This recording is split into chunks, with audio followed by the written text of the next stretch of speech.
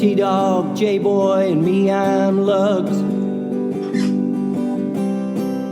Our pride and joy is pumping our mugs.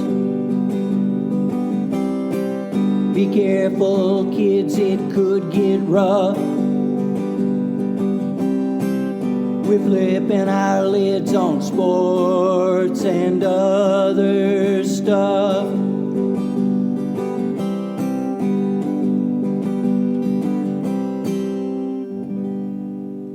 Welcome to Sport Weasel Central. I'm Lugs. I'm J-Boy. And I'm T-Dog. Sir, good to see you, fellas. We're going a little off script tonight, even with some other stuff. We'll have some post-NFL draft thoughts, some NBA playoff thoughts. They're in full swing, what we're thinking about that. And we bid farewell to a basketball legend, Louisville coach Denny Crum. Good to see you, fellas. So Denny Crum, here's his record, guys. 675 and 295. In 30 years at Louisville, that's a 696 winning percentage. Made the NCAA tournament 23 of his 30 years, going 42 and 23 in the tournament. 6 Final Fours, 2 NCAA championships. May he rest in peace. He was 86. Lugs, you met the man over the years. Thoughts about the legendary Denny Crum? Well, I got to say, in the TV business, you meet folks that don't want to talk to you or whatever, can be cranky. Denny Crum was never that. He was always available and polite, no matter when it was going good, bad, or indifferent. Over the years, each time that I went to do a sports interview or whatever it was, he was just genuinely a decent person and unfailingly polite. So Godspeed Denny. He gave Louisville everything that he had. And so my hat's off to him. Amen to that. T-Dog, thoughts about Denny Crum? Yeah, just how big a presence he was here.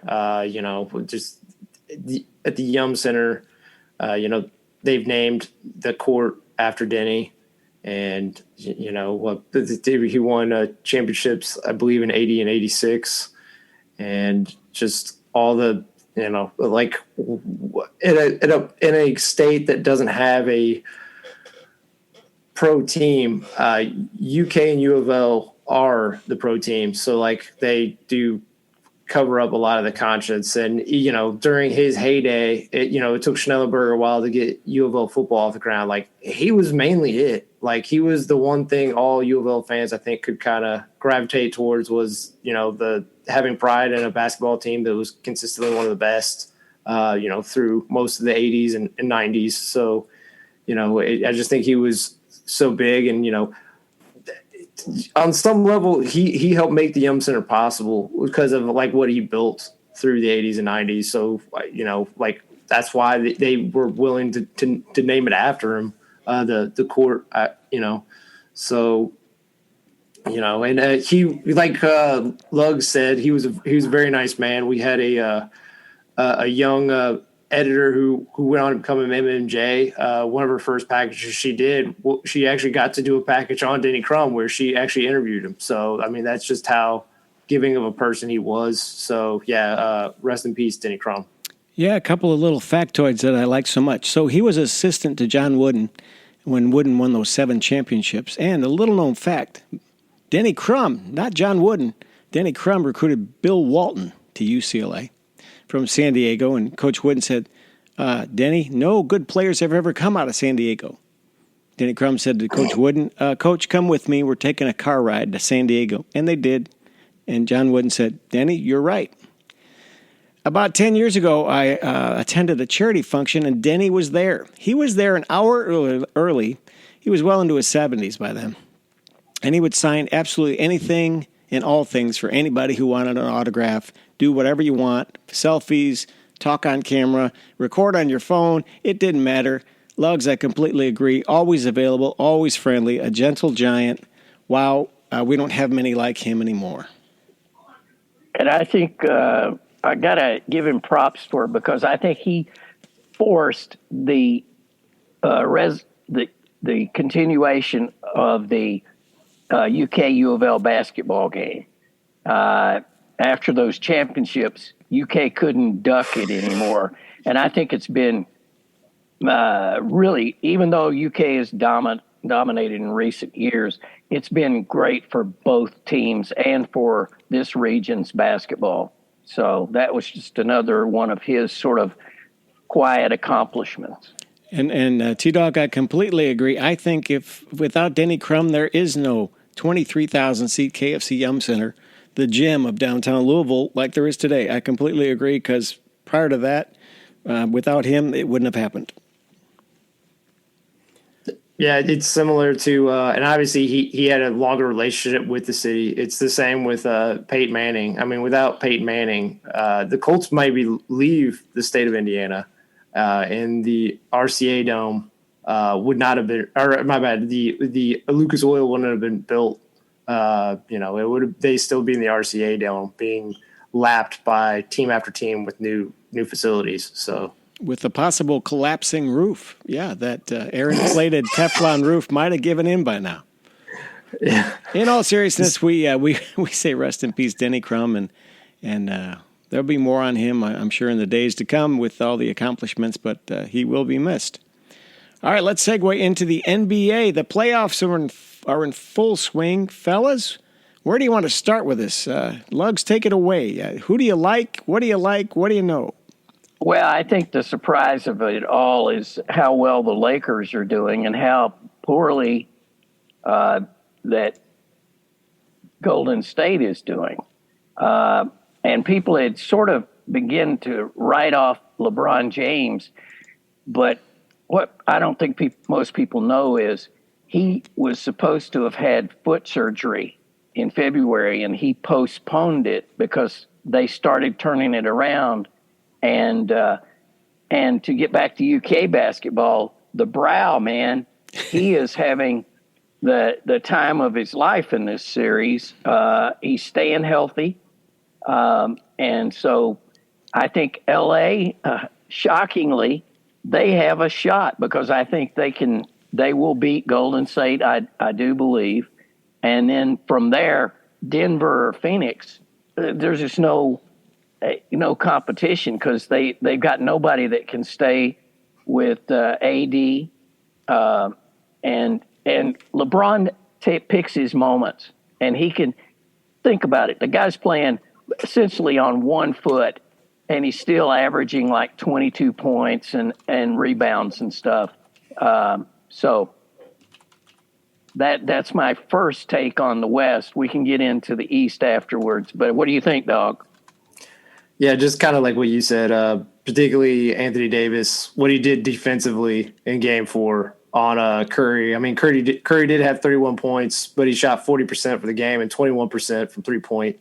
So, and mainly Anthony Davis, I mean, you think of the height disparity, but because of how athletic Anthony Davis is when he's healthy, and he is for the most part right now, he does stress Curry out. And even when Curry makes buckets, he has to expend so much more energy just to try to get around the 7+ foot wingspan of Anthony Davis.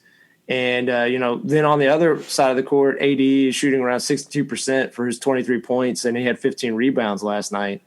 And kind of like what Lug says is LeBron is probably the number 2 guy currently on this team because he is playing through injury, but he's still, for a guy almost hitting 40 and with a bad foot, it's just so impressive, like how tough this guy is and how much his leadership is like affecting this Lakers team.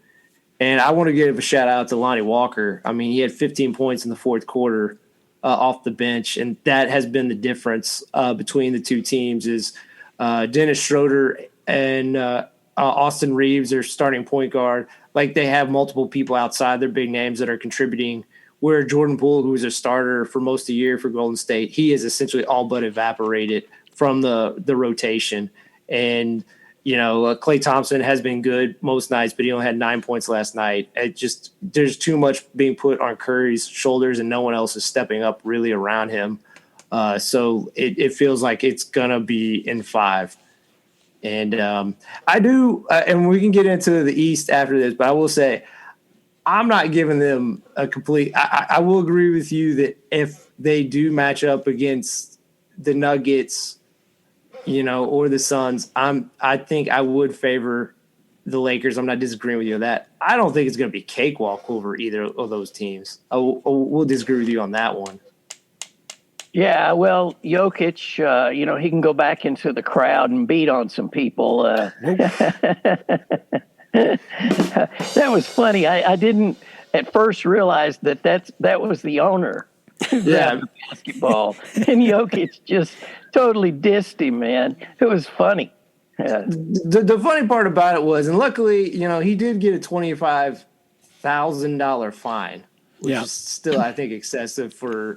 I mean, if you go back and watch it, Jokic was just trying to take advantage of what looked like a 5-on-4 situation, and the owner, Matt Ishbia, he wouldn't let go of the ball, and Jokic essentially nudged him with his elbow, and Matt just flopped because he was on. I guess he was a walk on that 2000 Michigan State championship team. He flopped on it, and I don't think it turned the course of the game, but it definitely swung some momentum away from the Nuggets, and particularly if he would have been suspended for the game, it would have maybe been over for the Nuggets in this series. But luckily, and even to be fair, the Suns owner, he said he didn't want him suspended, and luckily they didn't.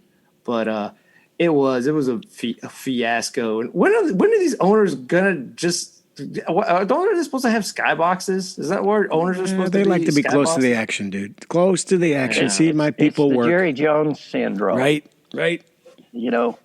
I'm important. I own this team. I am basketball. Jerry Jones is actually up in the skybox, though. He's not on the sidelines. Usually, second half, he's down on the sidelines.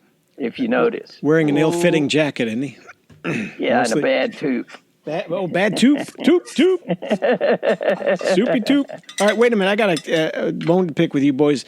Lugs, you don't think that the Kevin and Devin show at Phoenix, Durant and Booker, they'll throw up like routinely 70 points combined, those fellas aren't going to take it to the Lakers in a Western Conference final? That's all the Suns have.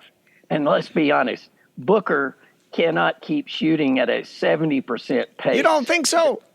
No, there's just no way. They're two good players, but name me a third player. I have no idea.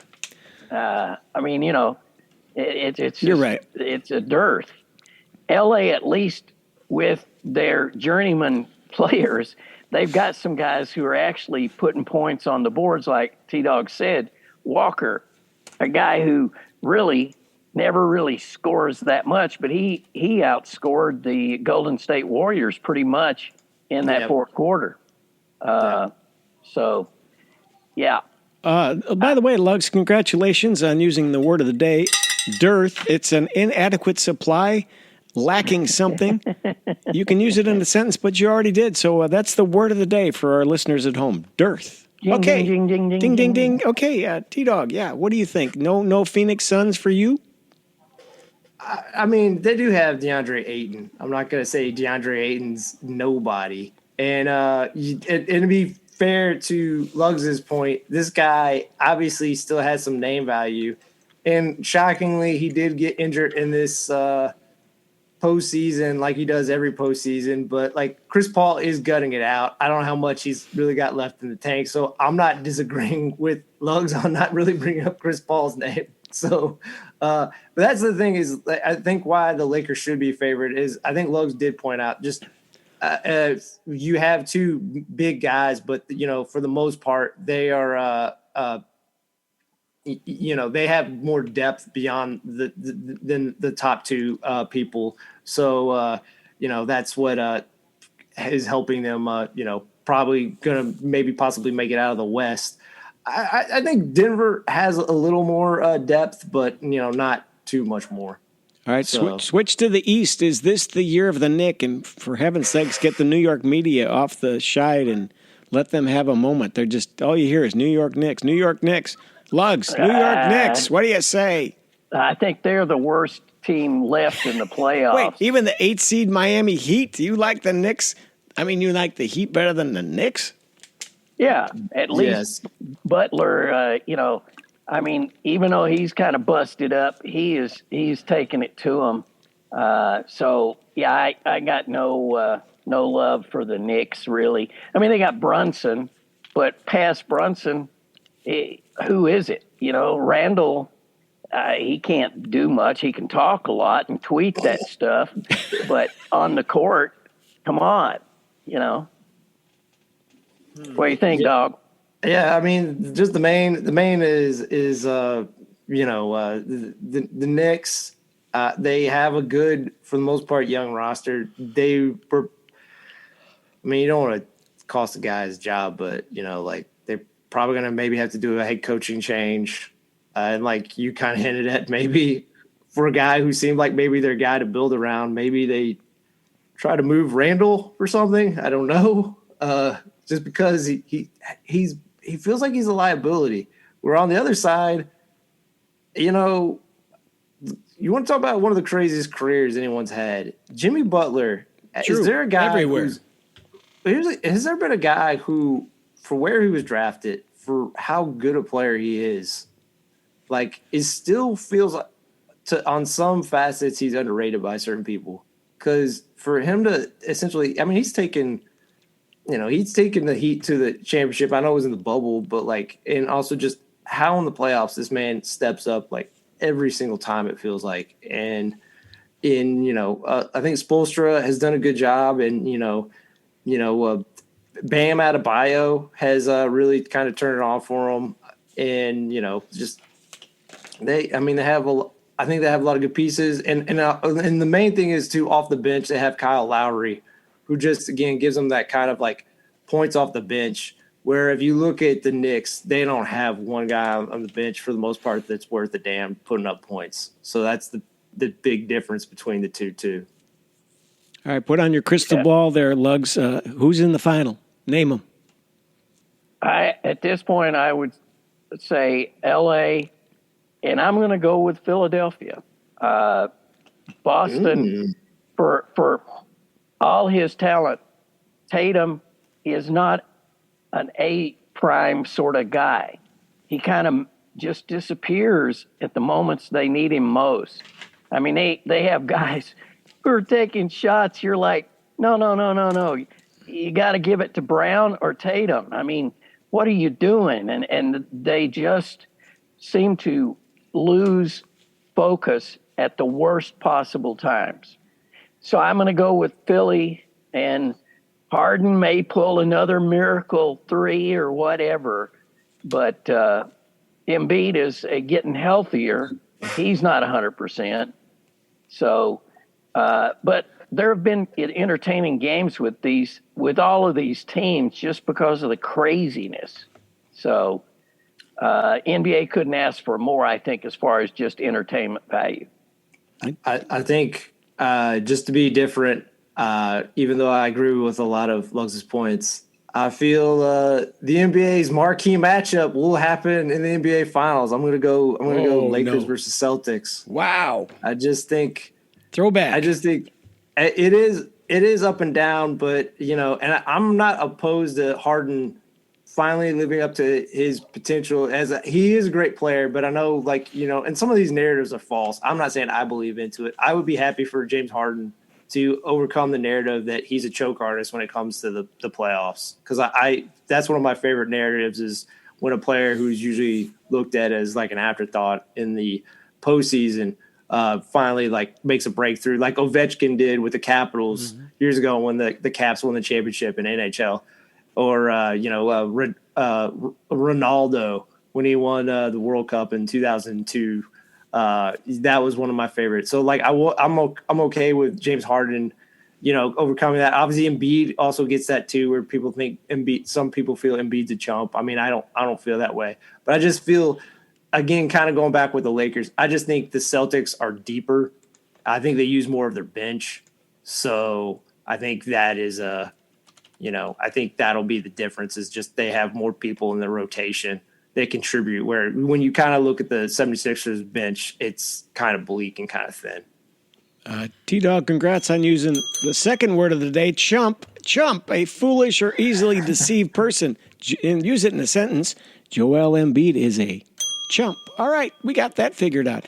Let's move it on. But I want to point out, you named 4 people I counted. Anthony Davis, Devin Booker, Bam Adebayo, and Randall, all University of Kentucky products, fellas. How about that? Remember all those names? Walk through there. Pretty amazing. Yeah. The one that you got to give credit for, Calipari, I know he's gone through some slides. Like, he has drafted or he has recruited some great talent, and some of them he has helped. Again, I'm not going to be a hater on Calipari. Some people was like, well, he inherited great talent, which is true, but he did polish some of those guys up to, in 1 year usually to help, get to a prime spot. So. Excellent. All right, let's move on to the NFL. T-Dog, you had a question. Will Bryce, the first pick of the draft, make it through a full season in the NFL? He's a slight man. Lugs likes to talk about small people. And you have some thoughts. Maybe he won't make it out alive. Just kidding. What do you think? I just worry about him because, like I said, I think he's more athletic than this guy, but he is, he's a very slender man, and just when you look at his career, he's essentially 5'10" and 180.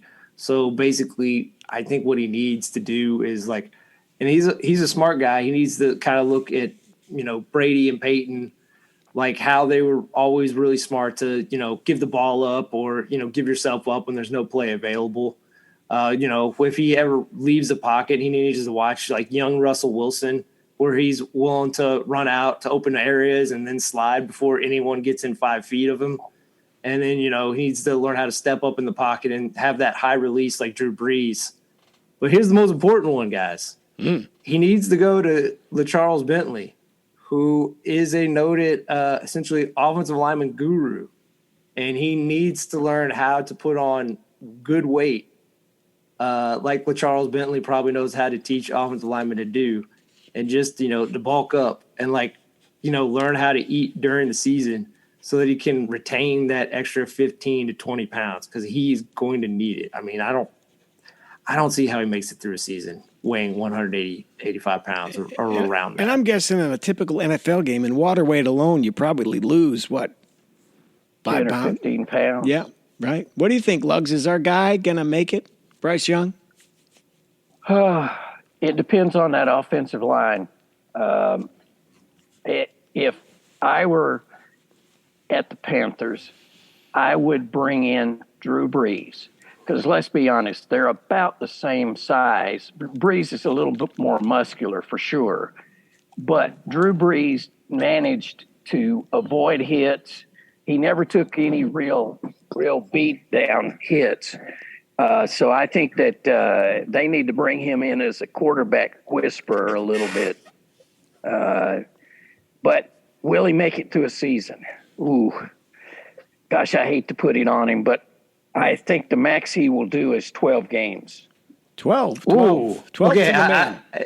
As bleak as I am on him, I think he'll make it more than that. But I will say, to at least kind of echo what Lugs is saying, because I was blanking on his name earlier, Doug Flutie. I mean, again, I think he's more talented than Doug Flutie. Yeah. I think he's a better processor of the game, like in terms of the intangibles than Doug Flutie. I think he's more athletic than Doug Flutie, but not exceptionally so. But Doug Flutie was essentially a starter out of 4 out of his 12 years in the NFL. And I know you could say the game's changed and whatnot, and it has to some degree, but it's, again, guys on defense have gotten bigger, stronger, faster. And yeah, maybe they've protected the quarterbacks a little bit more than they used to, but still, it doesn't take off the velocity of a guy who's 260 pounds who can run 4.5, smashing you with their forearm. So that does not take away from it. So they have a good coaching staff. Luckily, he has a good offensive line. They have Miles Sanders. I think they're going to run the ball a decent amount and do some play action. I think they're going to do their best to protect him. I don't think they're going to try to go spread all the time, spread and shred. So I think in that way, I think he'll last 14 games. Like he'll have a few seasons where he makes it all 17, but I just don't see him having a long career as like a top level quarterback just because of just the accumulation of hits on a body that frame. So you got over under 14. Luggs is over under 12. 12. Wow. Yeah. Okay. Well, we'll see how that plays out. All right. Second question, follow-up question to that. Since Lamar, who is an embattled running quarterback but has a larger frame, but has been injured because of it, now with the big money, big money, Luggs, will he slow down and do some of the things we'd like Bryce Young to do? Get rid of the ball, take a hit, dive, don't take a hit, etc. Well, I always go Change his back to game. the fact that once you get the big payday, you get happy feet. You don't want to take those licks anymore. Happy feet. So I think that Lamar I don't think he'll run as much. I think he'll get rid of the ball quicker. And he finally has some receivers other than Mark Andrews. So he's got a chance to do that. And I was going to say they've upgraded at running back, but it's sort of the same old at this point. Well, the main thing that's hurt him the last 2 years is J.K. Dobbins.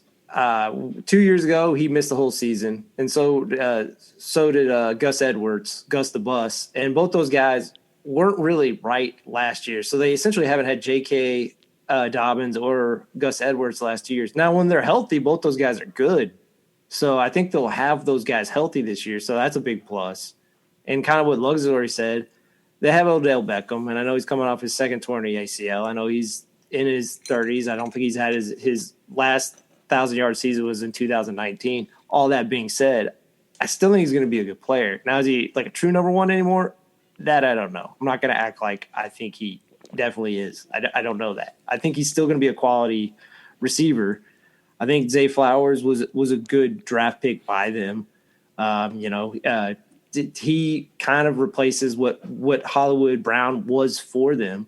He was a speed kind of merchant, but I think there's a little more kind of toughness towards him. I'm not saying that Hollywood's soft. I just think, that Zay Flowers has a little more edge to him than I think Hollywood Brown showed out of college. And, I still like the Minnesota guy, Rashad Bateman. Unfortunately, they lost him early in the season too. And even at tight end, Isaiah Likely, their backup to Edwards. To Andrews. He showed out last year. He's a good athlete, but the biggest thing for them is their new offensive coordinator, Todd Monken. If you go back to like his days with Tampa or even the last few years with Georgia, his pass concepts are way more advanced than what current offenses in the NFL are. And definitely Lamar will have an opportunity to throw the ball more with how this offense will be called. Because again, he got paid that amount. So usually when those guys get paid amount, kind of going with Luggs things, not only happy feet from the player, happy feet from the people that paid him, they want to see him throw the ball more because they know the less hits he takes, the chances are like he'll last longer. So if he learns to elude more and use his legs to, give himself more time to throw the ball, which I think he already does do to some degree, but hopefully he gets better at it. I think that will I predict I'm not going to say he's going to have MVP season like 2019, but even though his numbers have dipped these last few years, some of it injury, some of his roster, some of it I think just defense has got a clue on how their offense worked these last few years. I think he's going to have like a legitimate, like high level Pro Bowl level, almost all pro level year this year. I think Lamar really is going to do that this year. Well, OTA start pretty soon, if not sooner. Hey, Luggs, question. We talked about a guy earlier in the show, Lonnie Walker. Is that our friend of the show, Lonnie Walker, who we know? Maybe. It's a cousin, I think, so. I just thought about I him. haven't seen Lonnie Walker, the guy we know, in some time. Well, just don't the know. one the third, because Lonnie Walker the fourth is the guy in the NBA. So maybe, I never asked him if he was first, second, or third. I think it's Lonnie Walker the fifth, You know, Oh, wait a minute. Like He as drinks fifth is what you're all getting at. Okay, gotcha. Oh boy! All right, so Lugs, I think that's a good segue to sports of yesteryear. You ready? Bring it on, baby. all right. Do you have an open or just go? Just go. We're just having fun tonight. It's a freelance show, man. Knock it out. Okay, this is Sports of Yesteryear for the 170th edition. 1889, 15th, Kentucky Derby. Thomas Kiley aboard Spokane wins in a slow pace, 2 minutes 34 seconds. 1930, 55th Preakness, Earl Sandy aboard Gallant Fox wins in 2 minutes flat. 1961, Baltimore Orioles, Jim Gentile hits 2 grand slams. That's 9 RBIs versus the Minnesota Twins. 1997, San Diego Padres retire number 35 worn by pitcher Randy Jones. And 2010 PGA Players Championship at Sawgrass, South African Tim Clark fires a final round 67 for his first PGA Tour victory, 1 stroke ahead of Robert Allenby of Australia. And just to note, the championship is coming back to Valhalla in 2024. Get your bag-a-thon going to get tickets or ever how you're going to get there. That's it for this edition of Sports of Yesteryear. You're going to sneak into one of those PGA-style tents out there at Valhalla and get you a nice orange drink? Oh, yeah. Yeah, you know, all I got to do is get that C&I dog and... Come on, man. You can't talk like that. You can't. What are you talking about? Okay. That is just that... get. I will get a dog just and put that little vest on him and just say it's for my sort of palpitations. The dog calms me in stressful situations. How's that? Palpitations. Palpitations. Okay. I'll buy that. I had a question about one of your tidbits there, but I can't remember what it was. So we'll let that go. But another edition of Sports of Yesteryear, or SOYY. T-Dog, let's talk a little bit about a little more NFL talk here as we kind of wrap this show up. Got a couple other things to talk about. But NFL, you wanted to talk about Andrew Luck. What is happening with Andrew Luck? Andrew Luck. So before the 2022 season, before they made the ill-fated Carson Wentz trade, the Commanders, they contacted someone in Andrew Luck's party to gauge his interest if he was willing to come back. Now, it didn't sound like it was directly to him or his agent, because that would have been a clear violation of the tampering rules. But it still feels like they possibly did, because Irsay was mad enough that he, as Irsay does, he sends out a tweet to indicate any attempt to make contact with Luck or Luck's agent is a violation, and they'll look into litigation or possibly the NFL doing an investigation. It sounds like they are going to do an investigation.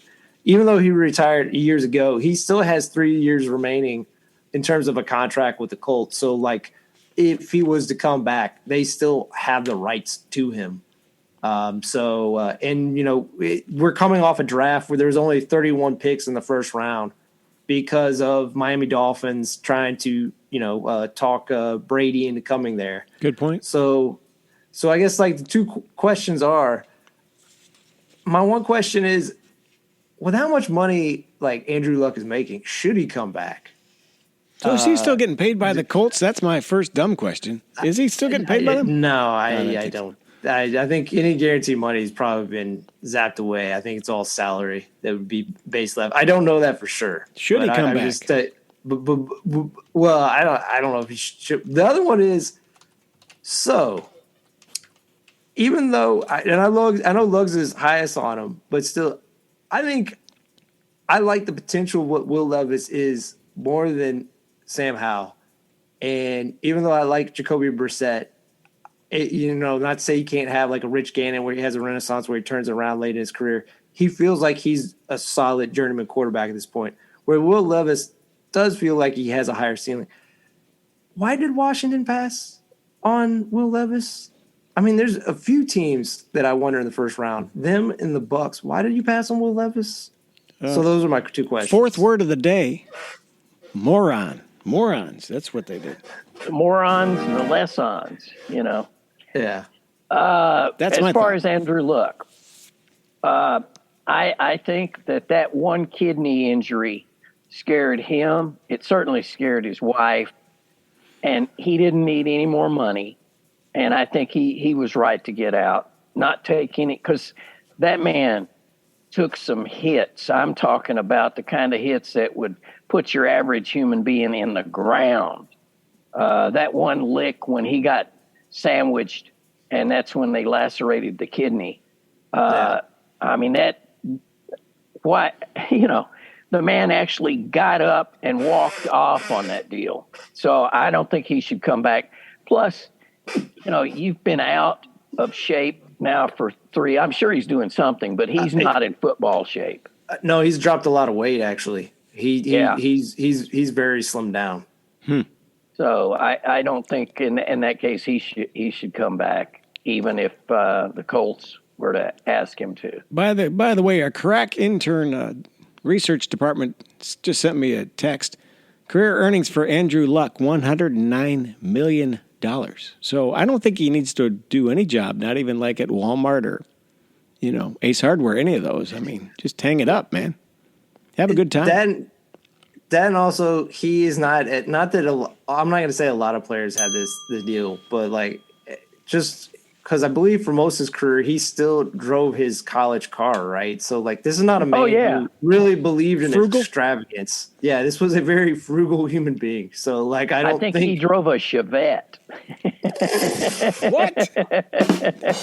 You, sir, are no Jack Kennedy. I had a Chevette. Actually, 2 of them in my life. Don't go knocking no Chevy Chevette. Chevy Chevette, it'll drive you happy. Remember the jingle? Okay. But again, like I guess like the second question. So this was in 2002, and obviously they busted on Wentz. And look, I'm not anti Sam Howell. Obviously, they see him more than I do, but like it feels crazy for a guy they drafted in the 4th round, and they didn't play till like the last game of the season, where they still were like playing Heineke a lot, who Rivera is essentially on record, like not saying it, but this is how he benched him, even though he turned the team around, that he didn't believe in Heineke. And then obviously Carson Wentz crapped the bed on them to even have a chance when they kind of squeaked themselves back into the contention and then slammed the door shut instantaneously again. How do they not – I mean, how do they – is it – I think it's because I hate to say this. The reason they didn't go with him is Will Levis threw a lot of picks, and that was a problem with Wentz. And just Rivera is a defensive coach, and he just wants a guy who plays super safe. That's the only reason I can think why they didn't take a shot on Will Levis. Well, and a little footnote about Levis. Him falling out of the 1st round cost him millions of dollars, too, as a rook. So we'll see if he's got a little bit to chew, a little chip on his shoulder because of all that. Yeah. All right, let's talk a little bit about go ahead, Lugs. I was just going to say, basically with Levis, I think it was a good thing for him. It sort of brought him back to earth. Nobody wants to lose those kind of dollars for sure, but he can go learn to be a professional football player, and no pressure on him. Agreed. See, I always thought that the Colts should have gone for Levis. Levis would fit that Peyton Manning mold. But obviously they chose to go with the human specimen. Yeah. And again, I think that goes with Ballard in particular. If you ever really looked at Ballard's drafts, he always just drafts crazy athletes across the board at any pick.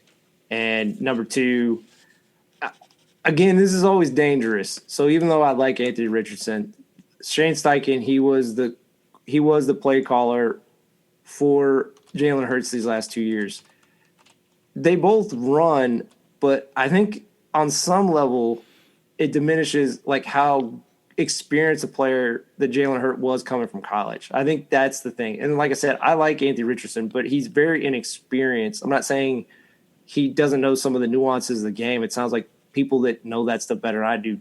He's more refined in certain areas than you think, but he's inexperienced in terms of gameplay, where Jalen Hurts started at least 2 full seasons and actually more games than 2 seasons. So like he was, relatively prepared. It's like why Purdy, I know they put a lot in the S2 cognition test. He also was essentially a 4-year starter. That's why Purdy coming in wasn't the moment wasn't too big for him, because he had 4+ years of just real football. Yeah. So, but I guess that's what I say. Like I said, even though I like Anthony Richardson, I worry about being like Shane Steichen did this with Jalen Hurts, so he could do it with Anthony Richardson. It's like that's kind of diminishing the personalities and the experiences of these two people going either way. So, when Hurts, think about the fortitude it took of that young man to be pulled in a championship game. Yes. Insert Tua, then go to Oklahoma and actually win a Heisman. I mean, that's maturity. Determination for sure. Oh. His calling card, and it's funny when you read up all these things, like and again, not to go back to Jay Boy, my bias, just like when the Bears drafted in this 4th round, Rashawn Johnson, this running back. The funny thing is when you hear these people talk about, they're not even really talking about him as a player. They're just talking about how good of a person he is. Yeah. That was Jalen Hurts, where like they just wanted to talk about for like essentially 3 minutes before they even talk about how he played at Alabama or how he played at Oklahoma. They talk about like how great a student he is, how great a teammate he is, how great a person he is, how great a mentor he is to kids in the area or something. Like they just want to talk about him as a person, and that is a huge trait that a lot of these top quarterbacks have, where they are leaders, or like they have that drive to always continually get better and be obsessive about that thing. That's the trait. That's as many other talents that Jalen Hurts has. That's his top tier special one. So, all right. Well, let's change gears here a little bit. The 149th Kentucky Derby is in the books. The winner is Mage jockey Javier Castellano and the trainer Gustavo Delgado. I love all these names from Venezuela. And a big win there. Record till for the track. Betting was up to record all week, $280 million and more on all forms of betting, electronic, in person. And Derby Day, guys, record handle, $180 million. Lugs, Derby, what'd you think? I thought it was an interesting Derby. Obviously, Mage, for me, came out of nowhere since he'd only run 3 races and finished second, but he did finish second to Forte. Overall, I was impressed. It was a nice weather day, both Oaks and Derby. Normally Oaks, you've got the rain, but not this time around. And I thought NBC did a real fine job. The one thing that kind of drove me crazy was Tirico.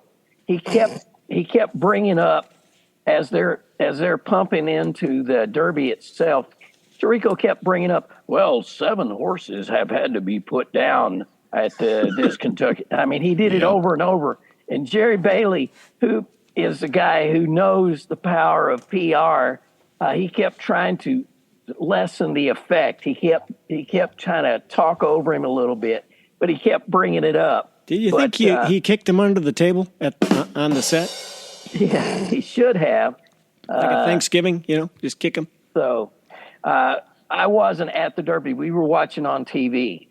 So a lot of it was just pictures to me. But it seemed like a very low-key Derby. Everything went off smoothly as far as I could tell.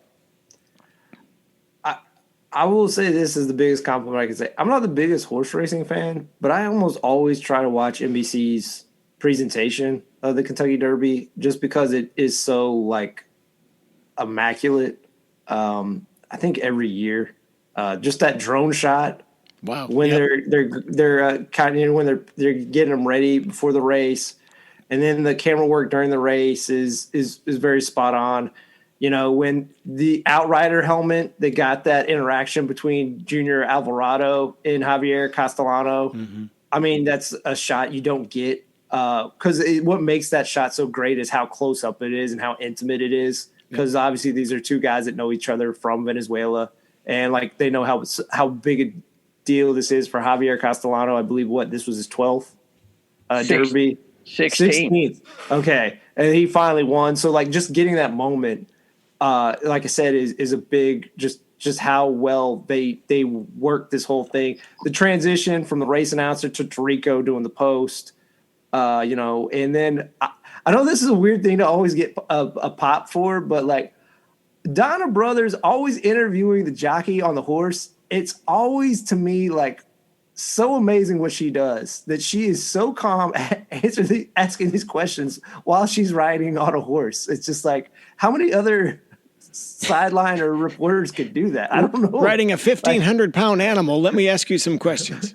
Yeah, it's like, I don't think I just want to give her some props. So Completely agree. She's so well prepared, knows every jock, knows their background, knows what story, what questions to ask. I love what you just said, too. When they come out of the open and they do that drone shot where they go backwards, like from the first turn toward the Twin Spires, it's like, what? That's unheard of, and it's at about an elevation about 100 feet. I mean, it's just spectacular. And then I love how they pop around to everybody. Here's Kenny Rice, and now here's Karnacki, and now here's Donna Barton Brothers, and now here's, you know, Jerry Bailey and Randy Moss. And they just keep, you know, it's like these little hits. They're all like 20 seconds. It's like, how many cameras and people do they have? And it keeps you going. And then you got to that story about that Cody's Wish horse, where the kid in the disabled child in the wheelchair, and the horse won the race that day, and people are crying. And it was just absolutely stunning. And just here's one more little tidbit I'll throw at you. The 3 largest crowds in horse racing of the year in North America are Thursday, Friday, and Saturday. Derby week at Churchill Downs. I mean, it just says it all. When you got 50,000, 100,000, and then 150,000 people in 3 days, that's crazy. Unheard of. Ooh. Yeah. Ooh. Yeah. All right. Anything else on that? I agree. NBC does a spectacular job. Glad they got the contract, and they keep making it better, it seems. I think the only one I just want to give someone doing yeoman's work. I don't know her name. The poor reporter that was with the owner, or I guess the trainer, or I don't know if it was the trainer of Mage or whatnot. The one guy who was Venezuelan, who obviously English is his second language, and she was trying to do her best, and the crowd was really loud around her, so he couldn't really hear her. And like she still was just fighting because she's like, listen, I got 20 seconds. I need to get something. Was that Rebecca Lowe, the Brit? I think so. But like she was just fighting to get. She was like, I just need one soundbite. I just need one soundbite, and then they'll go to Randy Moss. Just please give me a soundbite. And like there's people yelling around him because the horse just won, and they're going to the winner's circle, and she's just like, please just give me one soundbite. And she, you know what I said? She stuck with it. She fought through it. She got in his ear and like it was asking him the question and put the microphone right in his front. So I just want to give props to her because like that is just like being in the mob, like what she was doing right there. So totally agree. And one more tidbit on that. Steve Buttleman, we all know him. We love him, friend of the show, bugler at Churchill Downs for many, many years now. Rebecca Lowe at the top of the show did a story with him, just walked around the pagoda. I don't know if any of us have ever been in there. Lugs, have you ever been in the pagoda in the center of Churchill Downs, Winter Circle? Yeah, I have. Yeah, I ran camera out there one time. Tiny little place, right? Oh, yeah. I mean, it's a closet, essentially. And he's in there, and he says, you know what I do between races? Are you ready, fellas? I make jewelry. And she goes, what? Yeah, like little necklaces and bracelets that he gives to people. And it's like here's the bugler at world famous Churchill Downs, and he's got downtime between races. He sits in the pagoda where it's quiet and makes jewelry. Love that stuff. Yeah. All right. Anything else tonight, fellas? I believe that's it. I gotta throw in one more. Former Vikings quarterback Joe Kapp died. Get this, he's the only quarterback to have played in the Rose Bowl, Super Bowl, and Canada's Grey Cup, and he still holds a share of the NFL single-game record with 7 TD passes, believe it or not, in a 1969 game against the Colts. What's that, 54 years ago? And he made history taking the Vikings to Super Bowl in 1970 as the first Latino player to do so. How about that? He died of dementia this week at age 85. Fellas, we're losing some of those old golden names from the golden days of the NFL day after day, it seems. By the way, I just got a note. Denny Crum, TMZ made the announcement, and they used a picture of Dean Smith. Oh, no. Oh, It was like, are you kidding me? You know, because Smith's been gone a long time, but I was just on my phone. I got an alert. It says Denny Crum has whatever passed, and it was a picture of Dean Smith. Yep. So TMZ, you're big on the obits and stuff. Come on, you gotta just put in Denny Crum from the Wikipedia, if nothing else. Time to get on LinkedIn. Sounds like there's a job opening at TMZ all of a sudden. Let's go. All right, that'll bring to a close this edition. We ran out of stuff. Sports and other stuff brought to you in part by Austin Chiropractic. Remember, there's never been a better time to talk about those 5 most dangerous words. Maybe it will go away. And we've got a guy, he's on the inside track there. His name is Fish. And this week marks the birth of a man whose name you may not know, but whose creation is universal. The name is J.M. Barrie. The creation, Peter Pan. Come on down this Saturday at 1 p.m. and enjoy a childhood fable that allows adults to remember when there was magic in a story well told. The merry newbie players will dutifully put on the Scottish author's masterpiece. Entry fee is $20 with proceeds to benefit the Captain Hook Fantastical Home for Fantasy, whose sole purpose is to provide a place where even the crankiest among us can find a reason to believe. That's this Saturday at 1 p.m. Come on down. You know, the merry newbie players, I've seen all their work. Some of it's pretty good. Yes. This has been Sports of Yesteryear. First in sound, first in service, and first in, well, anyway, other stuff. Sports and other stuff. So long till next week. Bye-bye.